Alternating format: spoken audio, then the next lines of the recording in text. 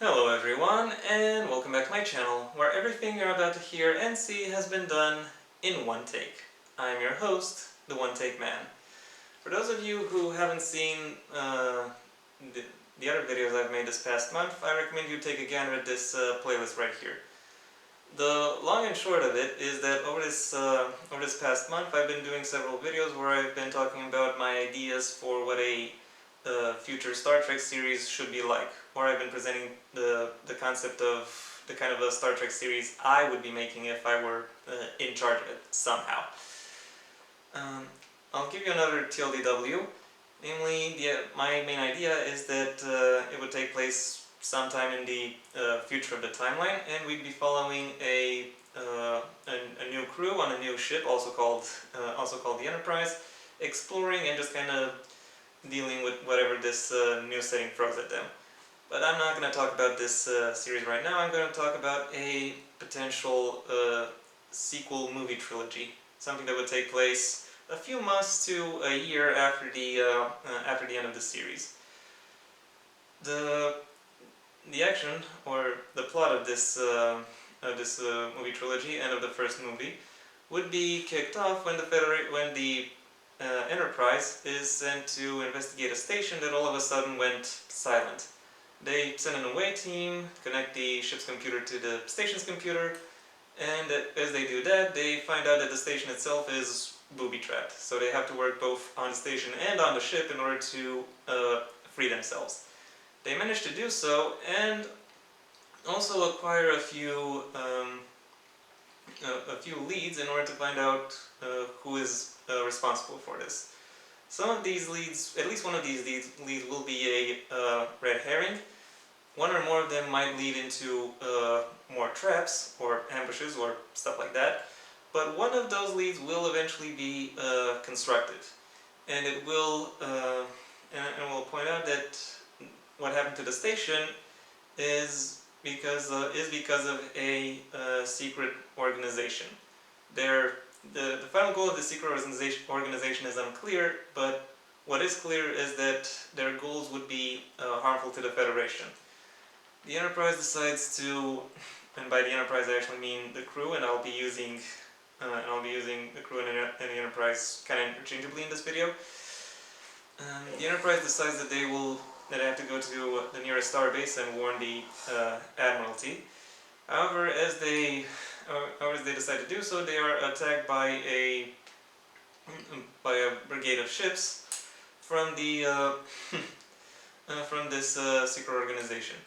They manage to fight them off, but soon find out that this attack was merely a diversion. A diversion meant to put the Enterprise in such a position that this organization could use a super weapon on them. What does this super weapon do? Well, it pushes them not just outside of Federation space, but outside of the galaxy. So far away that it'll take them a year to get back to Federation space. End of movie 1.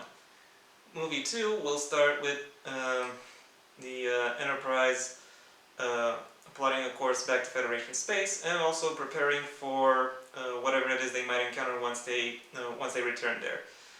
Once they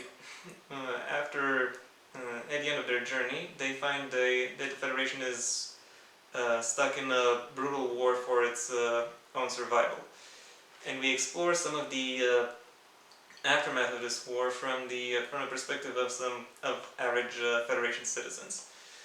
After doing that for a while, the Enterprise will encounter a battle between a ship brigade by Starfleet and a ship brigade of this secret organization, which by now might no longer be so secret. They intervene on Starfleet's behalf, manage to turn the tide of the battle, and then reconvenes with the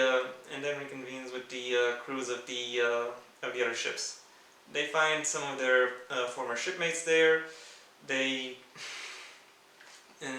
discuss what Starfleet's been doing ever since and what the condition of Starfleet is, and then get involved in the planning and preparation of several future battles, including one that is scheduled to happen fairly soon. While they do so, they find out that one of them is actually actually an informant, and neutralize them. However, they don't manage to neutralize the informant before they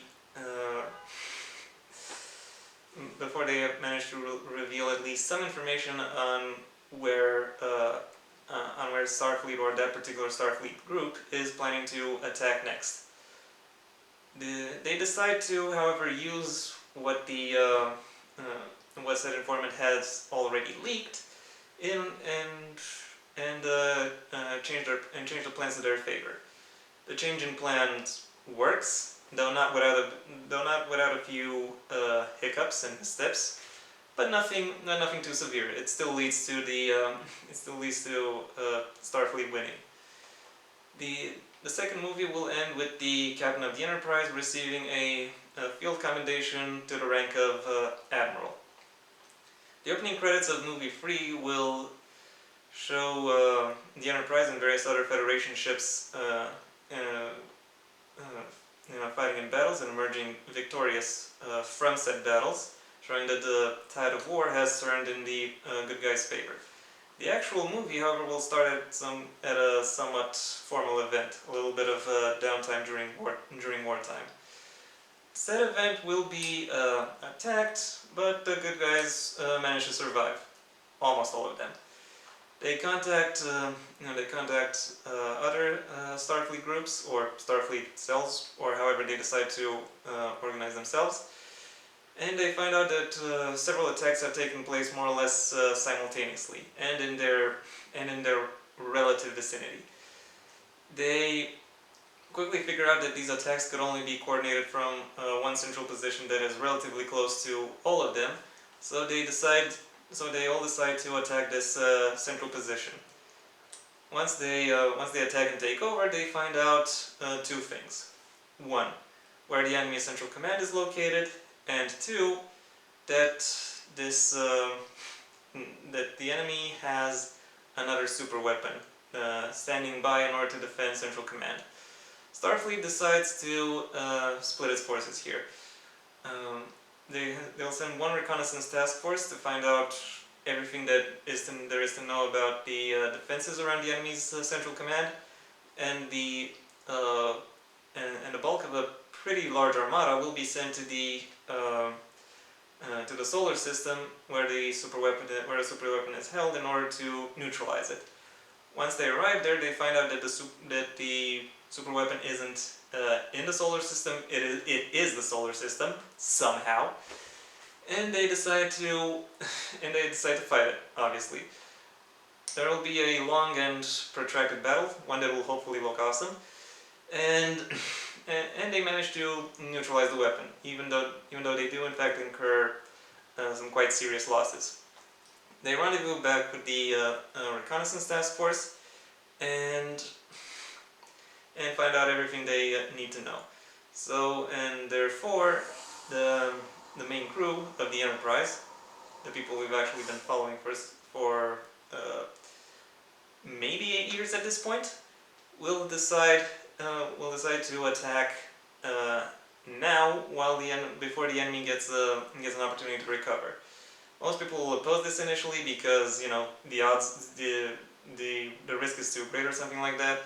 But then we'll get a massive speech about why this is important and why this needs to be fought over. You know, that kind of heroic speech that Star Trek has been quite effective in delivering in its past. Regardless, the attack takes place. The good guys win, and the Federation as a whole, and Starfleet in particular, starts to rebuild and prepare themselves again. The epilogue of this third movie, and of this trilogy and this subsection of the franchise as a whole, will show the former captain of the Enterprise, now officially carrying the rank of admiral, talking within his office at some space station to his former first officer, now captain of his own ship, telling him about the particulars of the mission he has been assigned to. And yeah, that's been it. That was my video on this on a potential Star Trek movie trilogy, and this has been also the end of Star Trek month as a whole. Thank you very much for your attention. If you enjoyed this, then please leave a like, maybe also share it wherever you think others will also like it.